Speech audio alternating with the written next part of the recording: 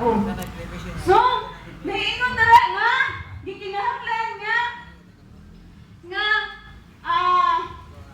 may subay kita sa kamatuoran, no? Dili og wala nahisubak sa kabubuton sa Dios, no? Dili makahimo og magmugna sa atong mga huna-huna nga asaktuman ko, matuod ko, pero di ay nahisubak sa kabubuton sa Dios, no?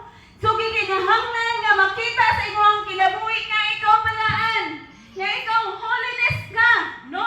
Balaan ka sa imong kinabuhi. Okay, maghisgot tag balaan.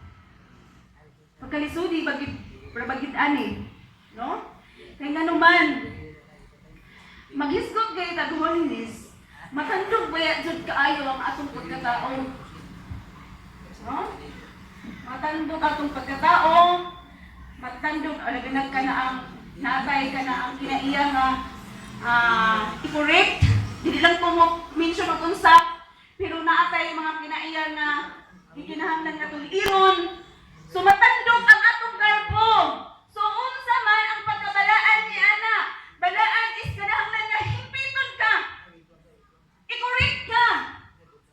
So matandog gyud ka. So gikinahanglan daw nga diha sa pagtuo makita ang pagkabalaan sa inyong kinabuhi. Amen? No?